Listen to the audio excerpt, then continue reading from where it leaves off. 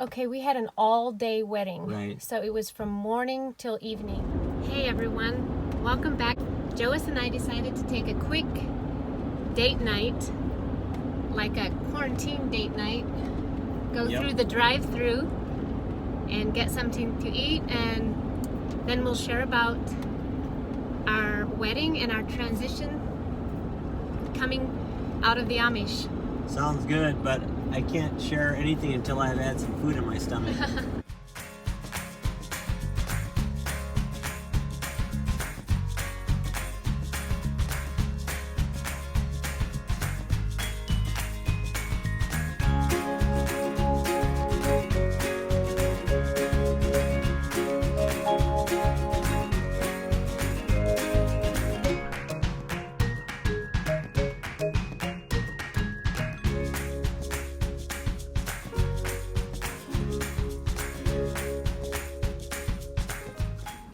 Can I cook for you? Hey there, just be 1 minute. Just let me know when you're ready. Gonna have a double quarter pounder with cheese, just a sandwich.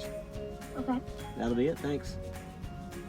That will be 1813 at the first window. Thank you.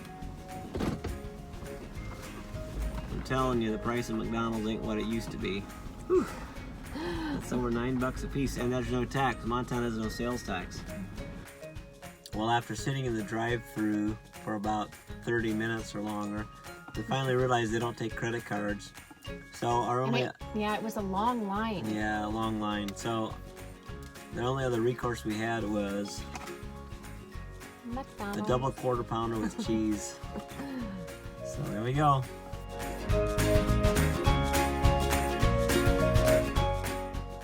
Well, our stomachs are full of junk food, but it was good. Yep. So we sat in a drive-through line because all the restaurants obviously are closed because of the quarantine. So we sat in a drive-through for like 30 minutes because there was a long line of cars at this restaurant we wanted. And we got up there was a little sticky note said, sorry, our credit card machine is down, cash only. So we had no cash with us, so we had to leave. And then we decided rather than just to wait, we'll go to McDonald's. So we had McDonald's. Yeah. But today we're just going to talk with you a little bit about maybe 6 months before we were married, some of the transitions we went through. And our wedding day. Wedding, yep. And so where do we start? There's so much to tell, and we'll just kind of share our lives a little at a time, I guess. As you know, we grew up, driving horse and buggy, and whenever we wanted to go someplace, we would hire a driver that would come to our place, pick us up, and take us to town or wherever that might have been. And we started driving. We married in June, and the February before our marriage, so a few months before, we started driving cars, which was really nice for us because we went on our honeymoon then at that point with the car that I had bought, which was just going from, I was 24 when we got married, and Priscilla, you were 21, right? Yeah. And having, not been able to drive all our life, it was really a big change. Yeah, it was really special to be able to drive. But I want to also say that when we decided to drive, I actually didn't want to do that. I mean, you might not understand that, but growing up, I didn't like change a lot. I'm still not a big person for change, but I realize there's a lot of things in life that just change, and we have to change. But that was just, it just felt like if we start driving, things will change so rapidly that we won't be able to contain just the family and just a lot of things. You were maybe afraid that important things would leave. Yeah, and I want to say that it's definitely changed the dynamics of it. I mean, it really has.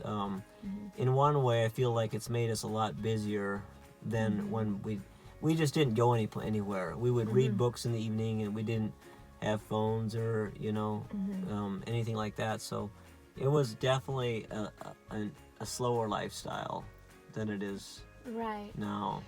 But it wasn't like just him and I decided to drive. It was the whole community actually came into agreement. Right. Well, I'm going to start way back, I think.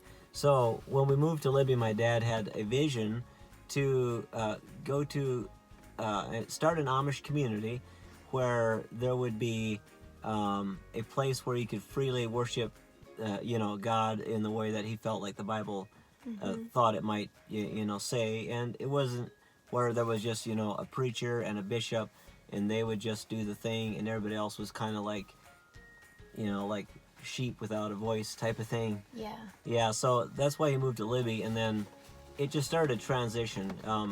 It was a number of years, and we had a phone in our house, and then things just progressed a little bit at a time, I'd say. There was never a quick change of like, now we're Amish, and then we're going to leave the Amish. Yeah, which I believe was very important for us, because just a slow transition helped us, how would you say it? Like, not just throw everything to the wind. Yeah, not just, we went slowly enough that we kind of knew what was important and what was not. Right. Right. From our perspective at least. Right. Yeah. Yeah, and when the Amish, when you leave the Amish and you let's say you start driving cars, the Amish will actually excommunicate you. Mm-hmm. It goes through a shunning, and like they will no longer, you can't eat with them at their table. They will basically treat you as someone that's a heathen or somebody that doesn't know the Lord. But because our change was so gradual, they never did that to us. So we never, as a community, were never shunned. Were never banned, never excommunicated. Not shunned, some I would say, but never excommunicated. So that it wasn't official excommunication, but a lot of the Amish still treated us like that. They would, but there was never, because there was no official verdict given. There is a lot of leeway, and so that has given us, that hasn't severed all our ties with our relatives, which is a good thing. Yeah, but for my family, though, years ago when my dad and mom came out of some of the Amish traditions, and we were excommunicated from a lot of our family, like cousins and relatives. So as I mentioned, the Amish didn't actually officially ban us, so that gave us a lot of leeway. We actually, at our wedding day, we had, a fair bit of relatives from back east come to our wedding. Some of my cousins, and now Priscilla's family was a lot more conservative, so like she had no relatives come to her. I had no Amish relatives coming, no. But I had a number of them come to our wedding, and we did, Priscilla and I kind of, it seems like in our life we have been pioneers in a lot of areas, and one of those things we've just noticed, in just, not that we were trying to be pioneers, it's just kind of like, happens. It seems like we are a little bit yeah. sometimes, and one of those things was we did some things different in our wedding. There hadn't been a wedding for a lot of years. Yeah, for about 4 years, I think. Oh, was that all there was? I okay. think, A number of years, and during that time there was some transition, obviously. And so, Priscilla, you can say some of the things that we did on our wedding day that was different than traditional. So one thing that we did different was I wore a white dress, and I of course made it myself. It probably didn't cost more than, the material probably didn't cost more than $40 or $50 at the most. Yeah. So, and I made it myself, and it still looks somewhat, Amish or Mennonite, but I dreamed of wearing a white dress, and my dad said that I could do that, and so that was a big deal to me. Now, Amish girls will usually they will just wear their best dress, or they will make a new dress, but it will be usually just, a color maybe that they like, but it can't be Can't be white. No, can't be white, can't be red, can't be anything like that. It's like blues and greens and browns, and just that's the colors they use. Shades of purple or something. Different shades of lavender, maybe. Yeah, maybe lavender at the most. Yeah. So I got to wear a white dress, and I also wore a homemade veil that I made, and just kind of a veiling, that I tied in the back, and instead of an Amish cap. So that is what I changed. the other thing that we did not have the liberty to do was to take photos at our wedding. And that was still kind of a no-no at that time. We did actually get a non-Amish person, yes, Right, to take okay. pictures. Yes, we did get. So we have quite a few pictures, but We you know, didn't pose there or was anything. no It was- professional pictures of any kind. One thing that we did that was very unusual was we played some music when we walked out of the church. Right. And that was Yeah, that was a no-nos in Yeah. Amish. Like we well, didn't let's tell them a little bit about how our service was. So Right. everybody showed up at 10 o'clock. The service started, right? Or 9:30 or what was, I don't remember what time it was. I'm not sure, but somewhere around 10. Between 9 and 10 o'clock, it was It was like a 2-hour service for sure. at least, yeah. Yeah, like a 2-hour service. Lots of songs. We sang some German songs. Yep. And then we also did some English songs, which usually they wouldn't do that in Amish weddings. And I think my brother, who was a minister, spoke for some Yeah. time, and then your dad, which was also a minister, married us. And then Yeah, and also we did not do much decorating. We didn't do any decorating up on where we got married, because that was something we didn't do. But we did at the door where we walked in. We did some decorating, and then down in our reception we did some. well, we married in Bonners Ferry, Idaho, where Right. Priscilla was from, and we didn't really have facilities anywhere over there large enough. So we, her dad rented the Mennonite church house, so we actually had it in the Mennonite church house, which was very nice facilities. It was really nice. Yeah. Yeah, and it was a beautiful June day. It was the most perfect day you could ask for. It was in the 70s or 80s, I'm not sure. It's warm. Yeah, it wasn't too warm and not too, chilly. And just clear and sunny and beautiful. And how many people did we have at our wedding? I think it was a little over 200. Is that it? Yeah, we were thinking it might be 250, but I think it was Okay, quite a not bit as less. many as I Yeah. thought. So once we were married and we walked out after a couple hours service, then we went. We had the food downstairs, and I had made. I'll show you a picture of the corner that I had made. The backdrop. The backdrop, you might say. We sat at us two along with our bridesmaids and groomsmen. Yeah. So, who were they? Tell them who they were. It was, I had my younger sister Emily as my bridesmaid, and probably my maid of honor. And although we didn't say it back Right. then like that, and his sister Leona, older sister Leona, and my brother Benjamin for a groomsman, and also your cousin Michael. Right. And the funny thing is, Michael and Emily are now married. So that was nice. Yeah. That they had not been dating Dating or or anything anything, at all at that time. But Michael had been my best friend, so he was the groomsman for me, and Priscilla had Emily for her sister. So we put them together, and now they're married.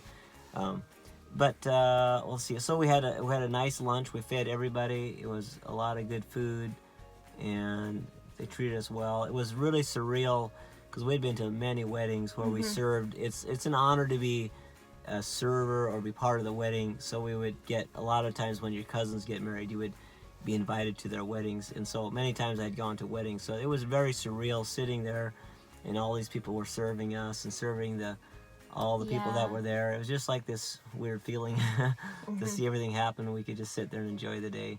Yeah. And we had 2 meals Late that at we night. served.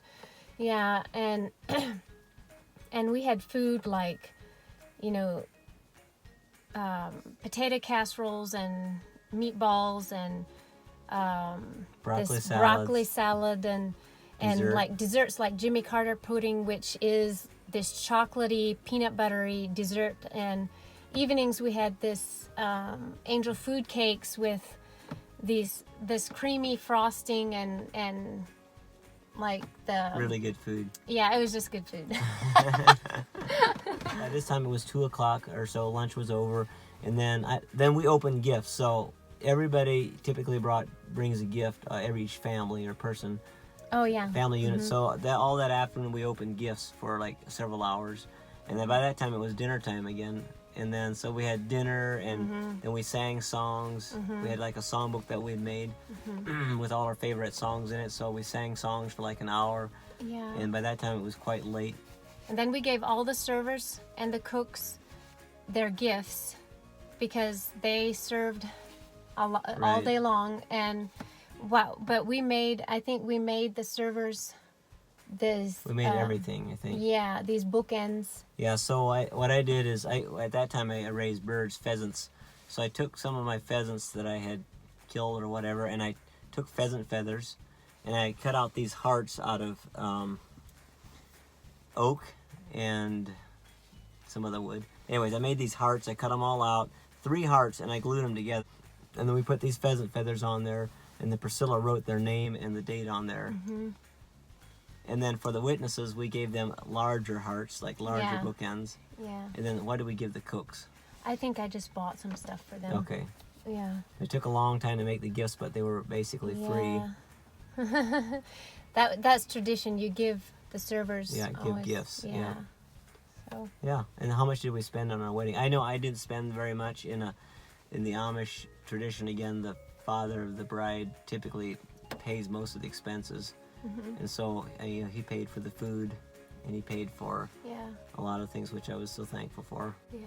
So we really have no idea how much we spent on food or on the wedding itself. I mean, I didn't spend a whole lot. I made our backdrop, and we made the gifts, and all those things mainly just took time.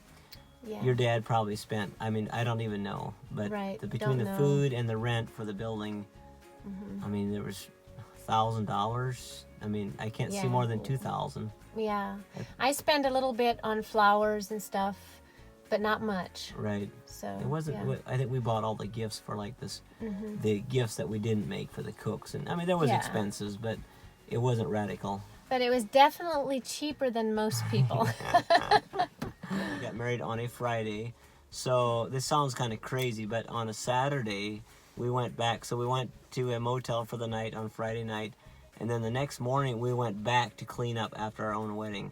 So it took like half a day to clean up, and the youth came back, and we cleaned up, and then that was Saturday, so... That was just something you always did. Yeah, you're obligated to do. But now they don't do that anymore. They just leave, and you never see them again for... So, but we worked. Make that point. So, yeah, we cleaned up, and then in the afternoon, we came to our little cabin that we were going to live in, and this was a cabin in Libby, and I'll show you a picture of it. It was a really cute little cabin. It was about 12 feet wide and about 18 feet long probably, and it had one little partition wall in it. It was really tiny, but it was some of the best times. It was just, we didn't have expenses. The bathroom wasn't even in there. Oh yeah, I didn't have a bathroom. So we had to run out the back door about 30 yards, make there a was dash. a bathhouse. Right. Yes. It had showers and bathrooms in it. Yep. But I had put in a little kitchen area, just a little sink and a little work table area. We hung a curtain for our bedroom, and we had a couch and a tiny little table, and so it was very cute and comfy, and it was nice. It was cozy. It was cozy. Yep. Yeah. We lived in there for 2 years. Yeah, we lived there. Yep. And we planted some flowers out front. We made it look really nice.